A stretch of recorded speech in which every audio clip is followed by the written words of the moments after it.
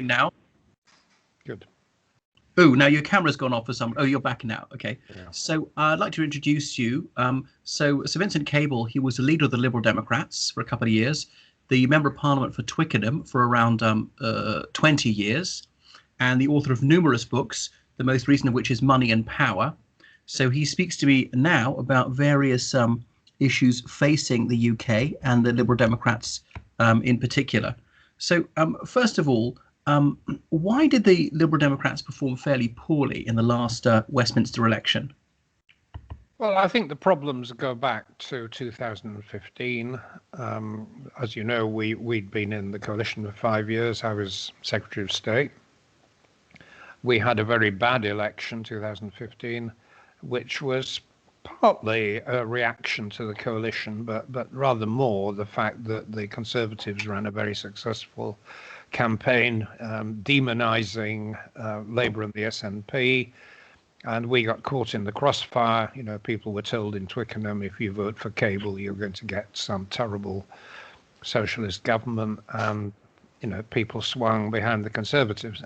I got my seat back, but I was most of my Lib Dem colleagues had lost theirs, and we never really recovered that lost ground. Mm-hmm. Between 17 and 19, when I was leader, we did stage some recovery and did very good local elections. Previous year, we'd done very well in Richmond Borough. But in 2019, a very successful local election followed by a very successful European election. But we went into the last general election still, you know, quite, you know, wounded and damaged in the eyes of public opinion by the sort of coalition years.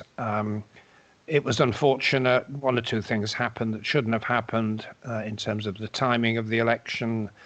You know, the leadership campaigned on the basis of revoking the referendum, which I think a lot of us felt was a mistake.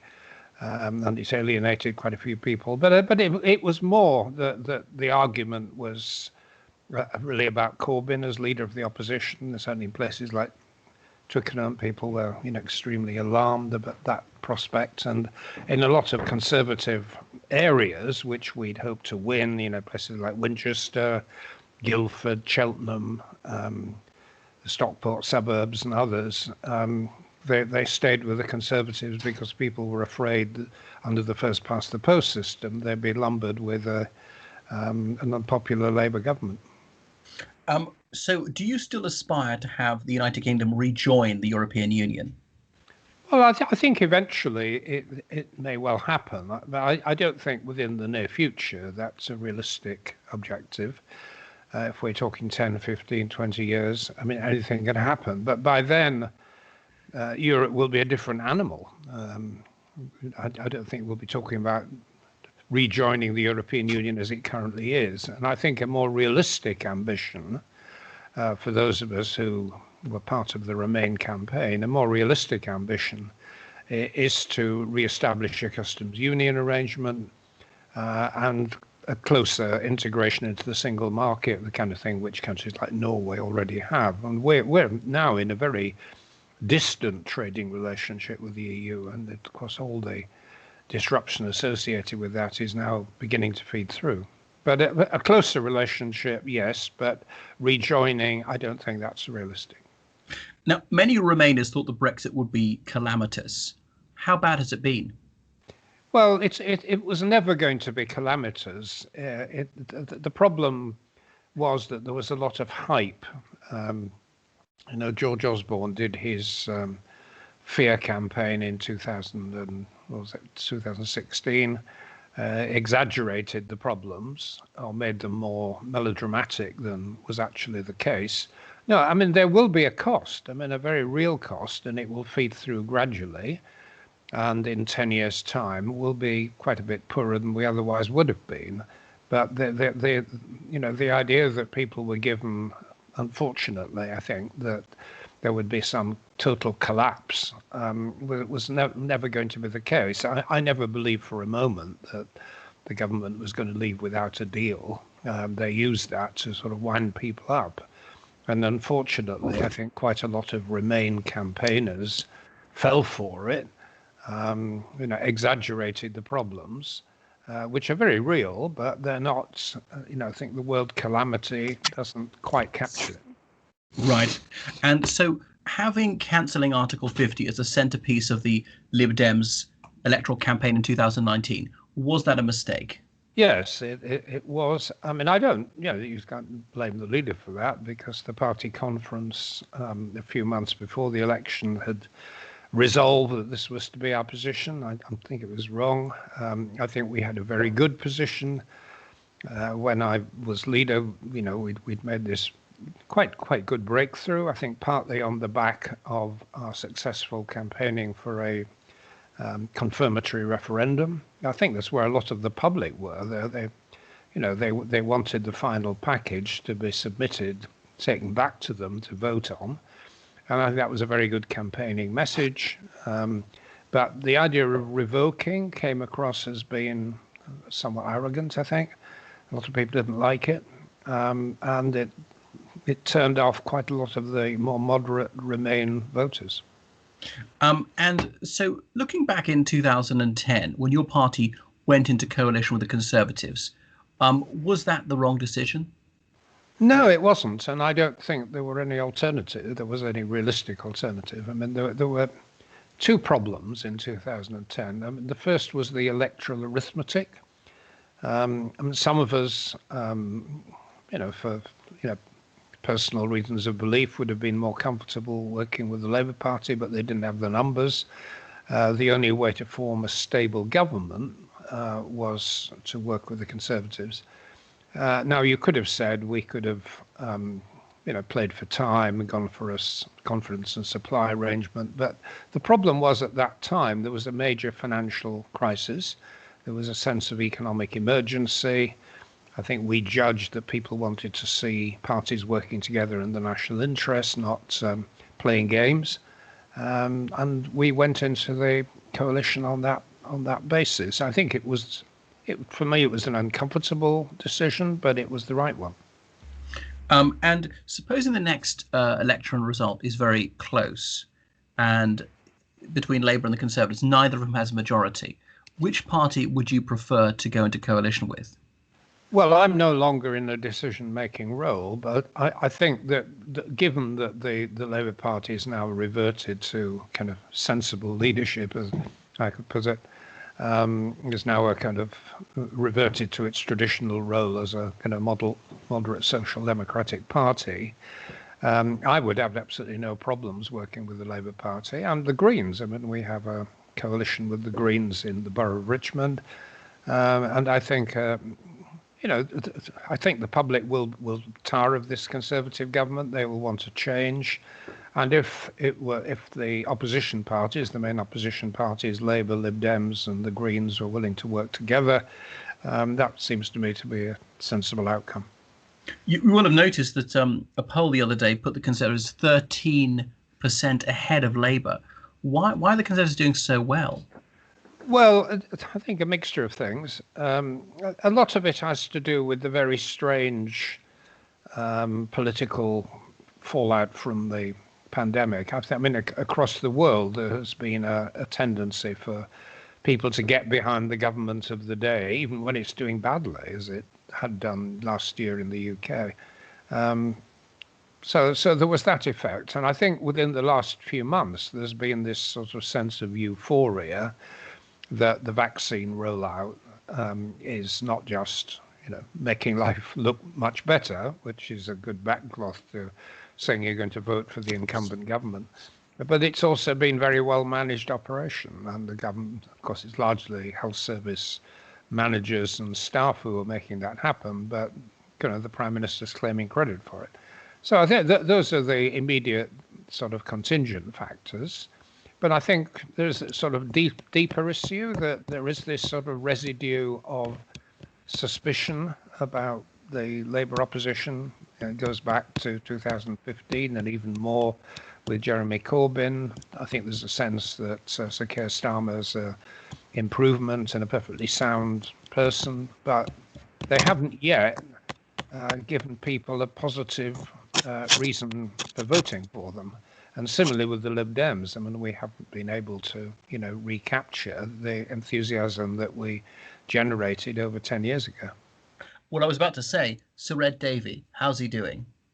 Well, I think he's doing well, given the enormous constraints under which he's operating. I mean, the problem is, and I discovered this when I became leader, that if you're leader of a small party in Parliament, you get very little attention. I mean, it's very difficult to get called by the Speaker. The news will not put you on except in very extraordinary circumstances. So you're not cutting through because you have no opportunities to cut through. So what Ed is doing is what I did, which was to concentrate on trying to rebuild the party at the base so that it will do well in local government elections and get back into running local councils and re-establishing credibility at that level and establishing a base of activists to win seats in future elections. So he's doing a lot of good work behind the scenes, but he's not getting much public recognition, and that's not, I think, not his fault. I mean, it's a perfectly sensible guy doing a good job. And you believe that Scotland should stay part of the United Kingdom. Why? Yes, why should Scotland vote for that? Yes, I mean, I have a sort of, I'm not Scottish, but I have a sort of Scottish pedigree in the sense that I lived in Glasgow for some years. I was a Glasgow City Councillor, stood for Parliament in Scotland, and have, been quite close to some Scottish politicians, particularly Gordon Brown. I mean, the argument for, I've always seen myself as being British rather than English, and I think that's a sort of basic issue of identity, that the United Kingdom is stronger for being together. I mean, if it were fragmented, Scotland and sort of Northern Ireland would probably go too. I mean, even Wales is now questioning its identity.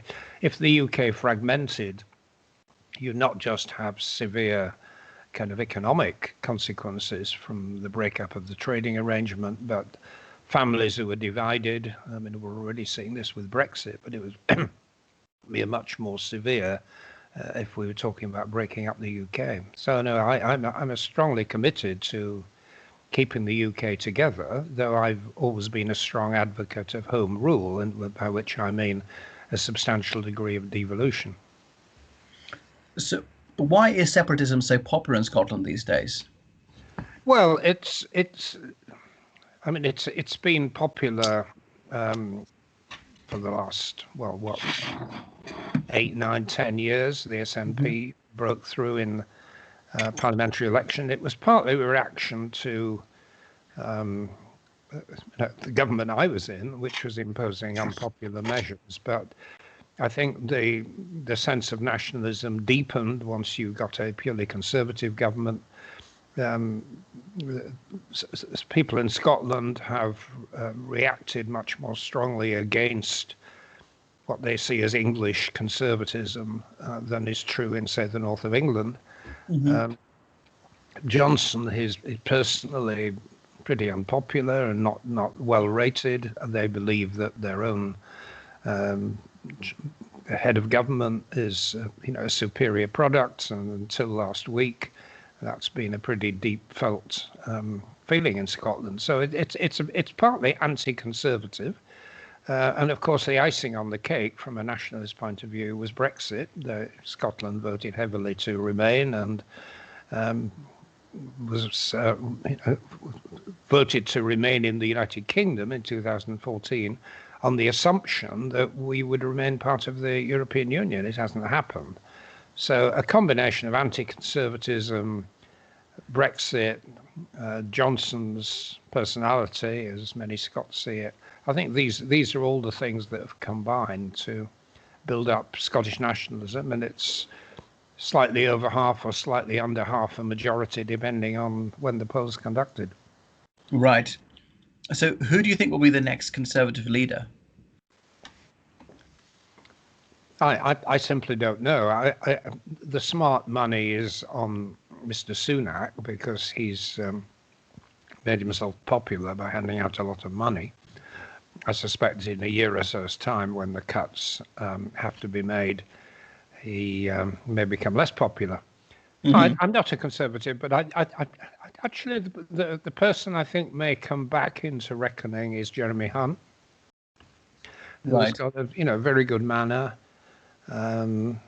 Was I think one of the better Conservative ministers. He's now doing useful work on the Health Committee. He's had a good track record. He was Foreign Secretary, didn't make big errors like Boris Johnson.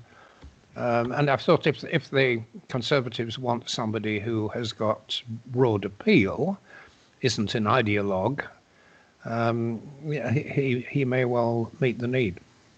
And I think Jeremy Hunt, he's kind of an antidote to Boris Johnson, as he's very serious, policy driven. He's not a showman. Yeah. And he's an interesting man also, actually. I don't know whether it is not widely known, but his wife is Chinese, has quite strong links with China. And I also know, as somebody who enjoys dancing, that he's a very keen dancer too. Mm-hmm. He's also like slim, quite athletic, jogging. I know Boris Johnson used to go jogging, but yes. Much more for show as much as anything else. I've heard people say that his wife would be a security risk, as in, is she a Chinese agent? Would she be passing information to China? What do you think of that? That's absolute nonsense, and it sort of reveals some of the paranoia that we're now getting in the UK about China.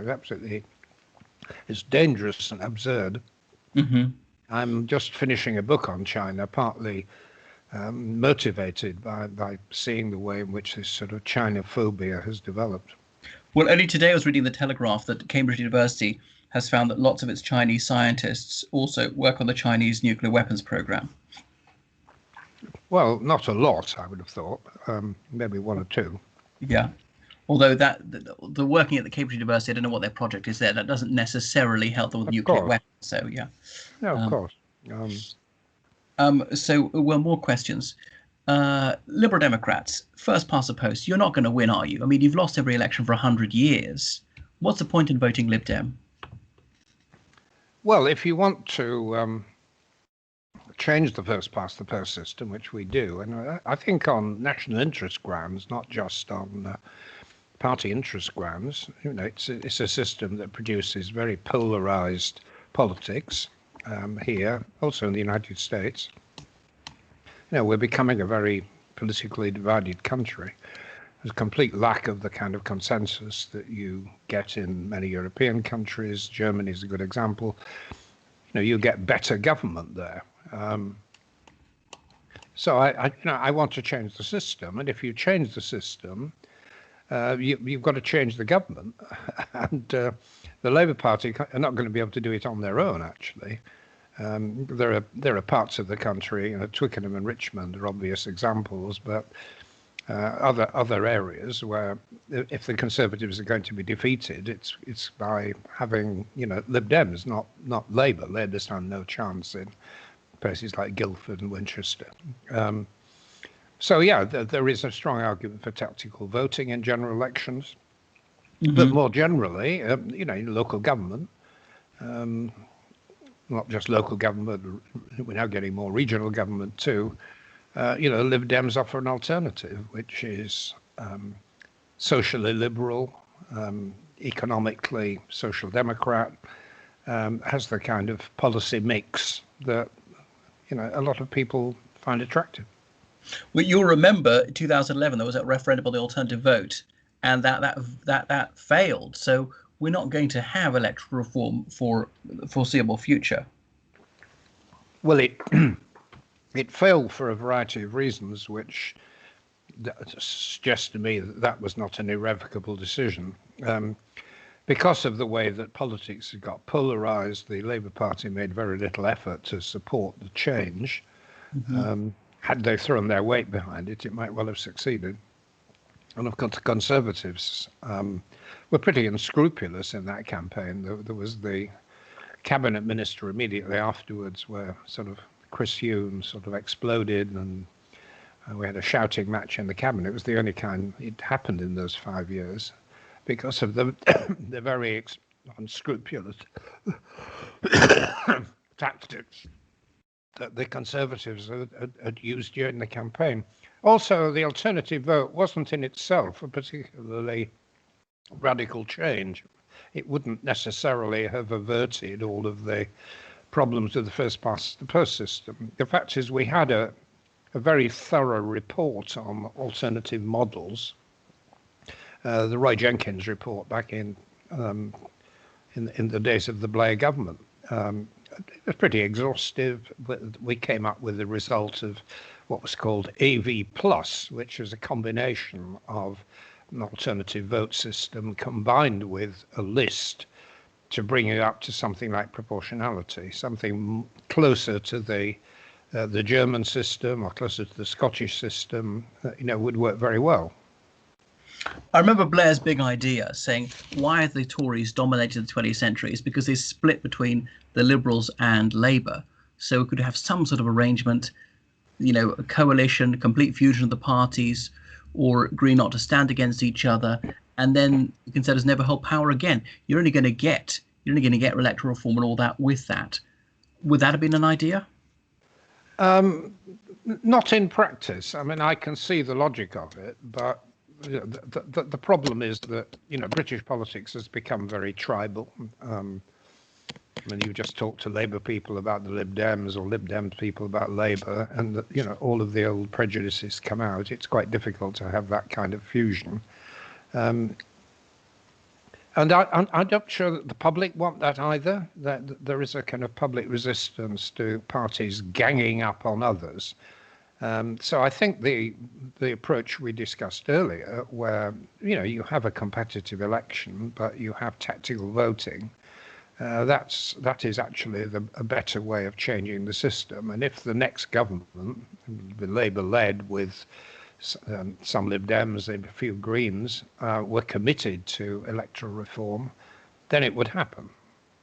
Now, well, as for a voting maven, Lord Reynard lives not far away, and we were aware of the allegations against him several years ago. I mean, are you comfortable with him being a member of your parliamentary party? Well, he doesn't live nearby, as far as I know. I think he's in Richmond, I think, no? Is he? No, I think he lives in Eastbourne, anyway. But okay. Look, I mean, I don't think there's anything I can usefully say about it. I mean, there were all kind of accusations made against him many years ago. I mean, we're talking a long, long time ago, before the 2010 election, I think. I'm not sure. I wasn't ever involved in the investigations, but he, they were investigated under the procedures we had at the time.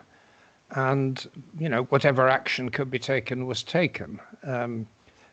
Joe Swinson in particular expressed strong unhappiness about the outcome and wanted it all to be reopened. But the problem is you can't, as it were, try people retrospectively. We've got now much stronger rules under which would probably have been a sort of harsher response to Chris Reynard, but it didn't happen. So, the process has been followed. He has expressed regret for the distress he caused to the individuals, and we've all moved on. So I think reopening the Reynard case is not helpful. I mean, a lot of people do feel uncomfortable about it, but it's happened. Now, as for David Steele, there have been things saying that he should be suspended or even expelled from the party because when he was leader, he was aware of allegations against Sir Cyril Smith. And this is going back over 40 years ago. And that David Steele did nothing, as he said, could do nothing. He's not a police officer. He has no power of arrest. The police have investigated. No case to answer. Keep him in the party. Did David Steele do wrong? I've no idea. I mean, I wasn't involved in the Steele investigation. It was all done by the Scottish Party. I think some of the kind of instinctive throw the guy out kind of approach was completely unfair and wrong. We followed the rules as best we can. I mean, David Steele was actually a very decent man who did a lot of very good things for the party and the country, and I don't like to see him hounded. But if there was any, serious offence, of course he's accountable for that. Right. How is your successor, Manira Wilson, performing as Twickenham MP? Oh, she's doing very well as far as I can judge. I mean, I get her report backs through the door, and I speak to her occasionally. She's working extremely hard. It's very difficult being an MP when you can't actually meet your constituents. You've got to do everything virtually. But the feedback I get is very positive, and I think the Lib Dems are in a good place in this borough. Well-run council, popular MP. It looks good, and I actually, one of the things I look back on with some pride is having been the MP, that I left a good legacy, a good successor, and a machine that works well. What's been your greatest achievement in politics? Well, I think there were mainly when I was Secretary of State, actually. I mean, you didn't mention that at the outset, but in a way that was a much more important part of my own political career than being leader of the party for a couple of years. It was very controversial period, but I did a lot of things, many of which have survived despite the Conservatives trying to jettison them. But, the whole industrial strategy, setting up the Green Investment Bank, the British Business Bank, the Catapult Network, getting apprenticeships launched on a very large scale, and on some smaller things that were never really been picked up. But one of the things I did was I stopped the export of the kind of toxic chemicals which are used in American executions. You might think a slightly small and odd thing, but I threw open the whole system of capital punishment in the United States through the executive action of a British minister. So there were a lot of rather specific things like that did make a difference, together with the big overarching issues. Yeah, one thing I think you'll be remembered for is that your drone strike about Gordon Brown, saying he'd gone from being Stalin to Mr. Bean. Well, I'm perhaps a little bit disappointed if that's what people do remember, because although it was a very good line at the time, I actually had a lot of respect for Gordon Brown. We knew each other quite well. We've continued to keep in touch. And he's a good man, actually. I mean, he continues to do good work. He was actually underestimated, I think, as Prime Minister. His record as Chancellor, well, it's a bit mixed, because the banking crisis was something that owed something to the lack of proper regulation. But overall, his approach was a good one and satisfactory, and led to a lot of very productive public investment. Great. Is there anything else you'd like to add? No, I think that's fine. Well, Sir Vince Cable, thank you so much for your time. Okay. Goodbye. Have a lovely day. Thank you. Bye.